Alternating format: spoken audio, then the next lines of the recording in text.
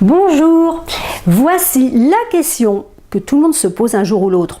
Vous savez, on est tous pareils. Un jour, on arrive devant un miroir, on se regarde et on se demande tout simplement comment les autres nous perçoivent.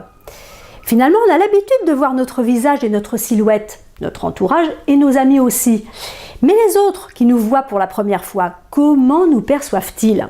En fait, on n'en sait rien. Alors, pour le savoir, il n'y a rien de plus facile.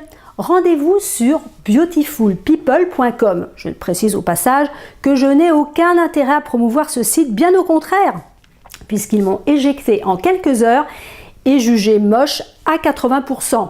C'est inutile de vous dire que mon ego en a pris un coup. Le principe de Beautiful People est très simple. Vous enregistrez votre profil et ajoutez une photo principale. Précision importante, vous ne pourrez pas la changer, donc mettez vraiment votre plus belle photo. Tout de suite après, les membres de Beautiful People commencent à voter. En fait, ils doivent rendre leur verdict sous 48 heures et décider si, oui ou non, vous êtes suffisamment beau ou belle pour rester parmi eux. Et croyez-moi, ils n'ont aucune pitié, notamment pour les quinquagénaires.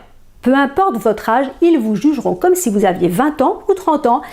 Et ils ont la dent très dure. Si vous avez plus de 50 ans, mettez évidemment une photo récente de vous. Par contre, annoncez que vous avez par exemple 48 ou 49 ans, car au-delà, je pense que c'est l'éjection immédiate. Comme le but de cette expérience n'est pas de rencontrer des gens, mais de tester votre look, vous pouvez tout à fait mentir. Je vous montre tout de suite la photo que j'avais postée. Personnellement, je trouvais que c'était un petit selfie plutôt sympa. Eh bien, je peux vous dire que je me suis faite lyncher sur Beautiful People. Du coup, j'ai regardé un peu les photos des autres membres et j'ai compris que ce site est majoritairement réservé aux 20-35 ans, ce qui signifie que ceux qui vous jugent sont des jeunes. Donc les visages très souriants, façon star des années 80, hop, vous êtes déjà rangés parmi les ringards. Deuxième erreur, la photo représente seulement mon visage. Or, j'ai remarqué que les photos jugées belles offrait très souvent un certain recul, permettant de voir au moins en partie le buste de la personne. Troisième erreur, décidément je les ai collectionnés. Derrière mon visage, on devine un intérieur tout à fait ordinaire, avec peut-être même un peu de bazar en arrière-plan. Tout ça est somme toute très naturel, mais ça n'a pas fait rêver les membres de Beautiful People qui se sont déchaînés sur mon profil et leur clavier. J'ai donc fait une deuxième tentative et cette fois j'ai mis une photo de moi près d'une piscine. La photo que j'ai d'ailleurs choisie en en-tête sur mon site. Je suis habillée en blanc, donc tout à fait classique, et là, j'ai été acceptée. Ce qui signifie que la présentation a énormément d'importance.